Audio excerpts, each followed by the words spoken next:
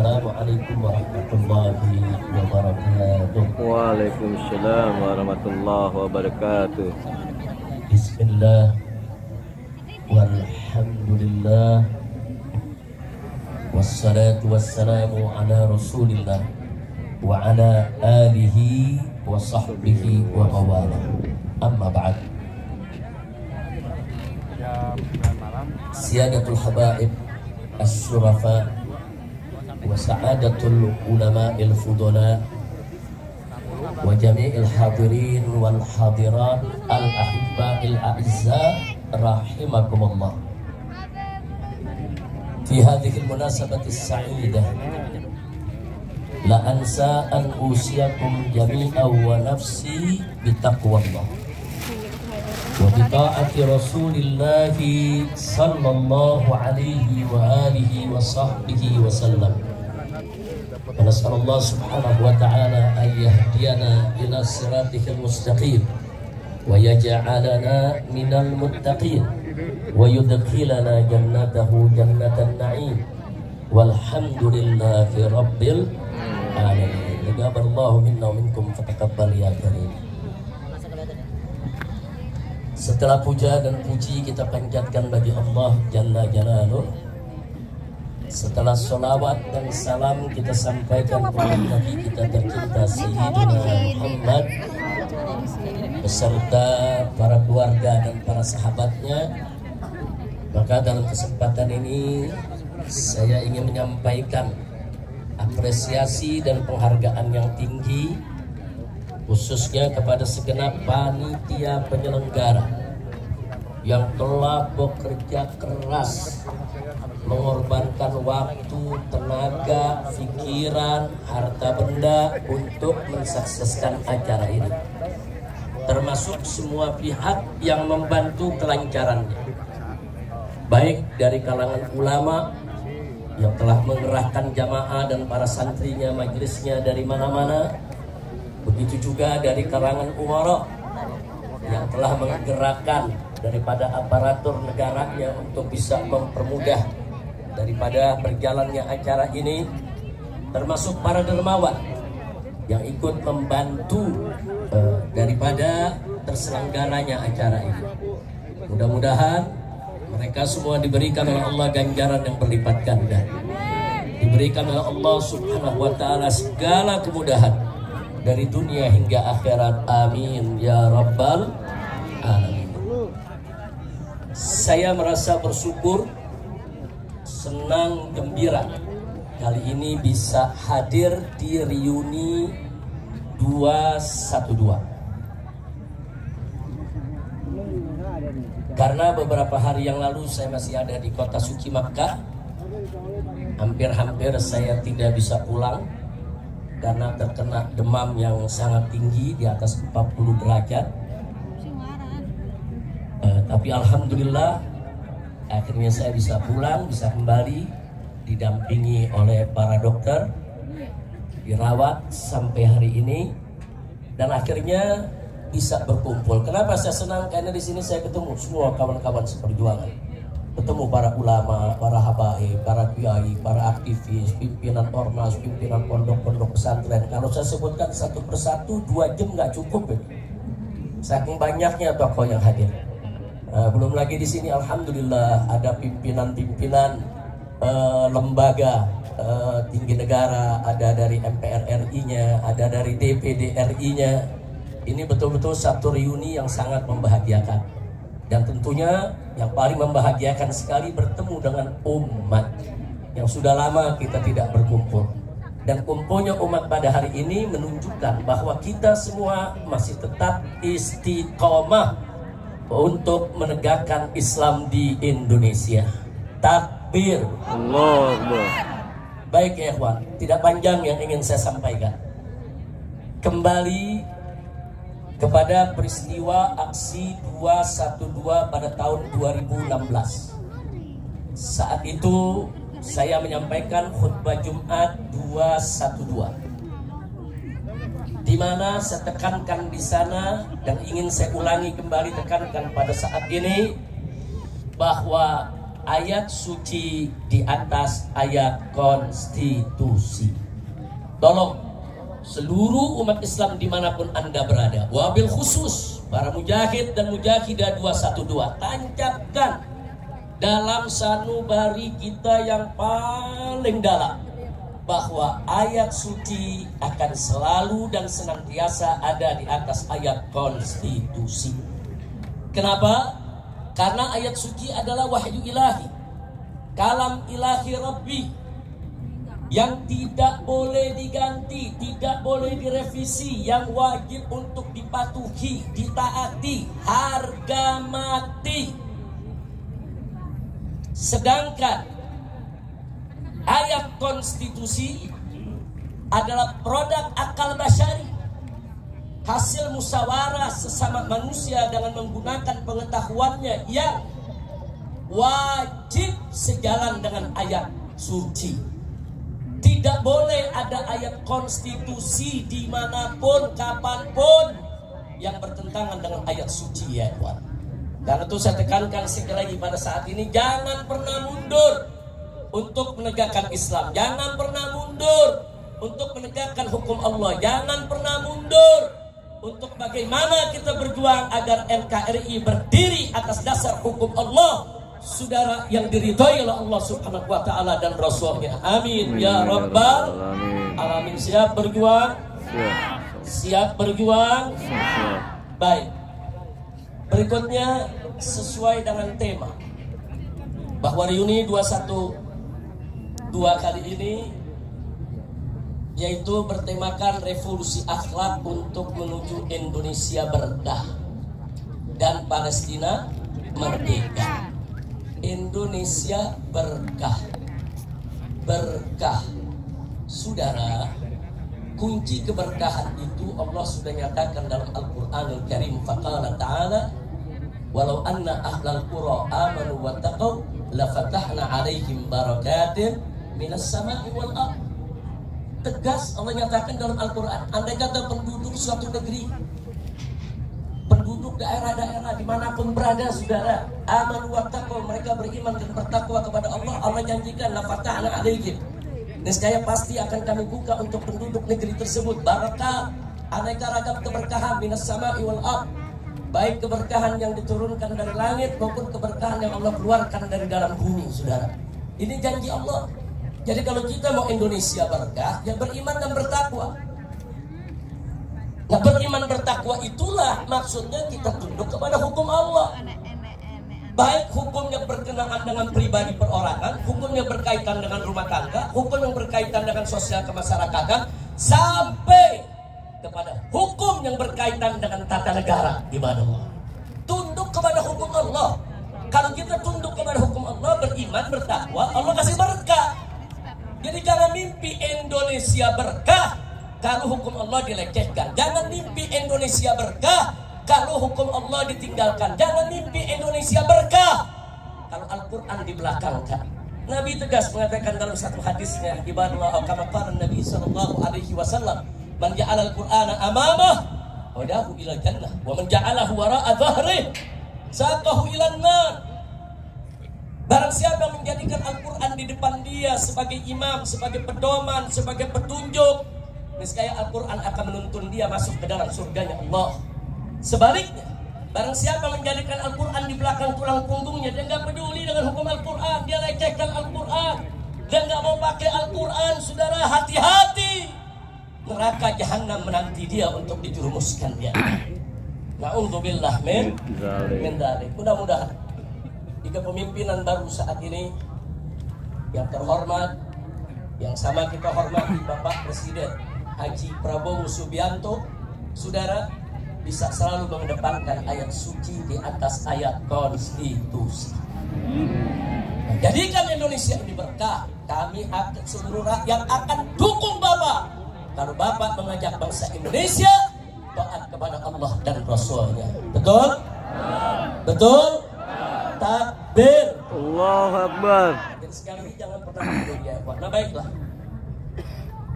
berikutnya yang tidak boleh saya lupakan juga, ya ikhwan, alhamdulillah Pilpres sudah selesai, Pilkada sudah selesai, Pilkada serentak, saudara. Jadi jangan lagi ke depan ini baik pilpres maupun pilkada memecah belah kita. Berbeda pilihan dalam politik itu biasa. Makanya saya kaget begitu ada perbedaan pilihan. Saudara, berani-beraninya ulama dimunafik-munafikkan, sesat-sesatkan, dikafir-kafirkan. Jangan. Ada habaib, ada ulama berbeda pilihan dengan kita, saudara. Masing-masing punya ijtihad politik. Wajib untuk kita saling menghormati, saudara. Jangan mau dipecah belah, saudara. Yang bertarung orang lain, yang dapat kekuasaan orang lain, yang dapat kursi orang lain, yang dapat uang orang lain. Tapi kenapa harus rakyat yang diadu domba, rakyat yang baku pukul, dan rakyat yang dipecah belah? Jangan mau lagi kita diadu domba. Setuju? Setuju. Siap bersatu? Siap. Siap bersatu? Siap. Takbir. Allahu Akbar. Kita beda-beda pendapat nggak apa-apa, saudara. Hanya saja kita mau ingatkan semua saudara di dalam memilih pemimpin, jangan lupa jadikan Al-Quran dan As-Sunnah sebagai pedoman kita. Al-Quran dan As-Sunnah sudah menuntun kita bagaimana cara memilih pemimpin. Yang model bagaimana pemimpin yang harus kita pilih, ikuti saja. Selama kita berpedoman kepada Al-Quran dan As-Sunnah, Al-Ijma' dan Qiyas, saudara, serta apa-apa yang sudah disampaikan oleh para ulama-ulama salaf kita, insya Allah kita tidak akan terjerumus ke dalam jurang kebingungan. Enggak, kita enggak bakal bingung. Kita bingung memilih pemimpin karena meninggalkan Quran dan Sunnah. Kita bingung memilih pemimpin karena kita jauh dari Al-Quran dan Sunnah. Kalau kita ikut Al-Quran, As-Sunnah, Al-Ijma', Al-Qiyas, saudara, begitu juga petunjuk dari para ulama kita yang ikuti, insya Allah kita tidak akan pernah bingung dan kita tidak akan pernah bisa dipecah belah. Maka itu hari ini sebelum saya akhiri, saudara, saya ingin mengajak semuanya kembali ke dalam barisan. Yuk kita rapikan soft kita perkuat barisan kita. PR kita ke depan banyak, ya. Dari dulu saya selalu menekankan, siapapun presidennya, siapapun gubernurnya, siapapun bupatinya, siapapun wali kotanya, kewajiban kita tetap sama, dakwah, amar ma'ruf nahi munkar dan jihad. Siapapun presidennya, kewajiban kita tidak akan pernah berubah. Betul? Betul. Nah, baiklah.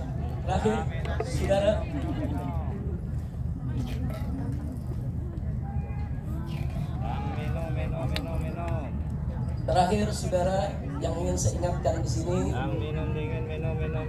bahwa penegakan hukum di Indonesia yang carut marut selama ini, saudara, khususnya dalam satu dekade 10 tahun terakhir, saudara, demokrasi dirusak, hukum ditabrak, korupsi merajalela, judi di mana-mana, hancur-hancuran ini negeri, saudara.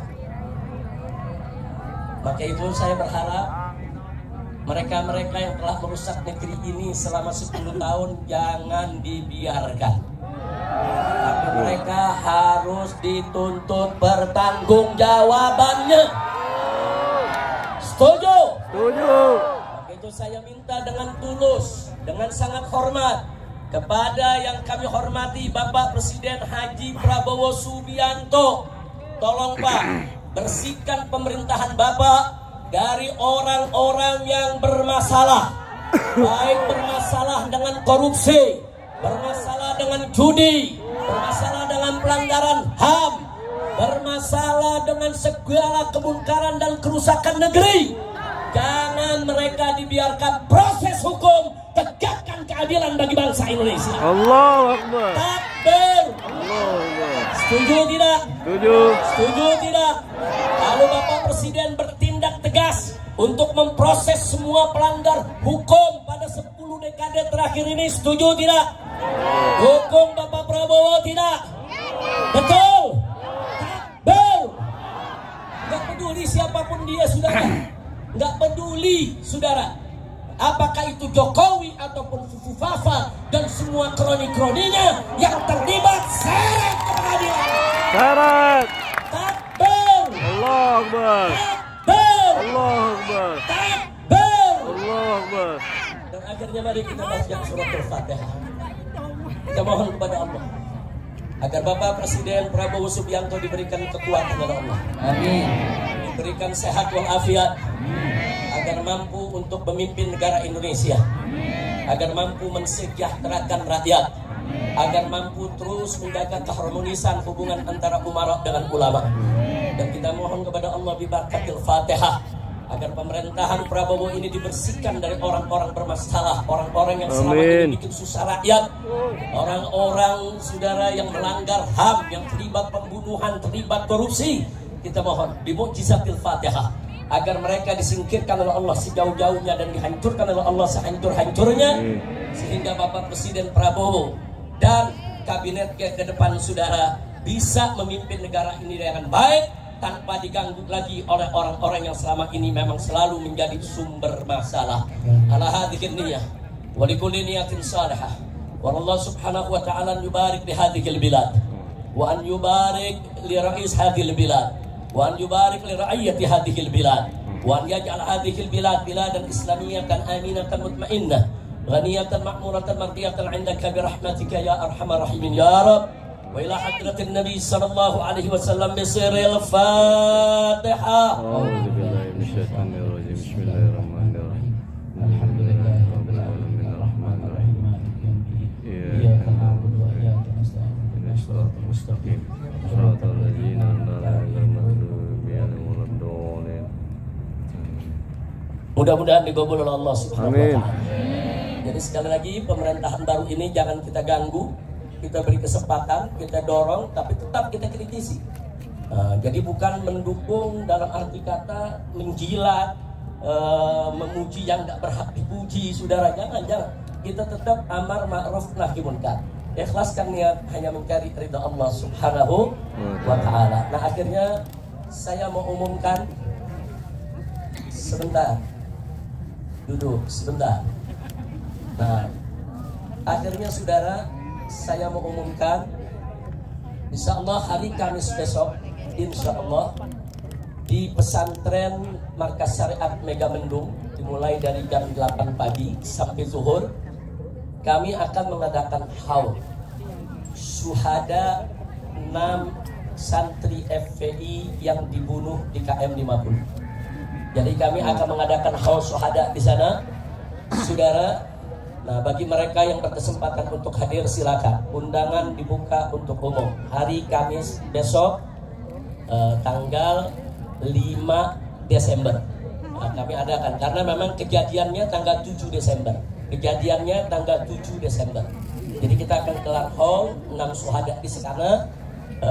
Tentunya peringatan haul ini bukan sekedar untuk mendoakan, tapi sekaligus juga untuk kita mengambil ibrah. Dan ditambah lagi untuk tetap mengingatkan kita bahwa persoalan ini belum tuntas, belum selesai. Betul? Betul? Maka itu maaf. Kalimat terakhir dari sambutan saya yang harus saya sampaikan, maaf. Saya sedih, saya prihatin. Kalau kabinet yang dibentuk oleh presiden baru saat ini masih ada bau anyir darah KM 50, sudah. Betul. Karena ada beberapa orang yang diduga kuat terlibat langsung ataupun tidak langsung dalam peristiwa KM 50, justru duduk diangkat masuk dalam kabinet, saudara. Maka itu sekali lagi, jadi kabinet ini secara umum sudah bagus. Kabinet ini secara umum harus kita dukung.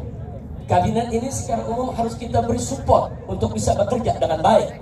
Tapi saya tidak bisa menyembunyikan kesedihan saya, keprihatinan saya. Ternyata kabinet tersebut, maaf, masih ada bau anyir darah KM 50, saudara. Maka itu kita akan gelar haulnya. Insya Allah siap hadir. Insya Allah akan kita gelar, saudara, supaya KM 50 akan terus kita usut sampai tuntas. Setuju? Setuju? Takbir. Akhirnya sekali lagi kita baca suratul Fatihah. Kali ini khusus untuk Palestina, ya. Saya sepakat dengan Kiai Haji Muhyiddin Junaidi tadi, luar biasa. Beliau mengusulkan kepada Bapak Presiden Prabowo yang sejak awal sudah memberikan dukungan terhadap perjuangan Palestina agar membuka pendaftaran bagi pemuda-pemuda Indonesia yang siap berjihad ke Palestina. buka pendaftaran, latih mereka, persenjatai, kirim ke medan Gaza untuk bertempur membebaskan Al-Aqsa. Siap tidak? Insya Allah. Siap tidak? Insya Allah. Jadi kalau Bapak Presiden menyetujui usulan dari sepuh kita Kiai Haji Muhyiddin Junaidi tadi, saudara sambut tidak? Sambut. Dukung tidak? Dukung. Setuju tidak? Setuju. Takbir. Allah Akbar. Mudah-mudahan jadi usulan tadi merupakan usulan luar biasa. Dan kepada Dr. Ahid, jazakumullah khairan jasa ala muhadaratikum, masya Allah. Apa yang tadi disampaikan oleh Dr. Ahid dari Palestina luar biasa menggugah kita semua ya ikhwan. Ya, kita nggak boleh pernah melupakan tentang Palestina. Palestina harus selalu ada di hati kita. Palestina harus selalu menjadi perhatian kita, dan Palestina harus menjadi prioritas perjuangan kita di dunia internasional agar Al-Masjidil Aqsa dibebaskan oleh Allah Subhanahu wa taala dari cengkeraman Israel Durjana, dan bangsa Palestina bisa menikmati kemerdekaan. Amin ya rabbal alamin. Ala hadhihi niyyah wa li kulli niyatin salihah wa ila hadratin nabi sallallahu alaihi wasallam. Wa Allah Subhanahu wa taala an yarzuqa sya'bal Filistini fathan mubina wa nasran aziza wa khalasan jamila wa baladan amina wa imaman adila wa ila hadratin nabi. Bismillahirrahmanirrahim. Fatihah. A'udzubillahi minasyaitonirrajim.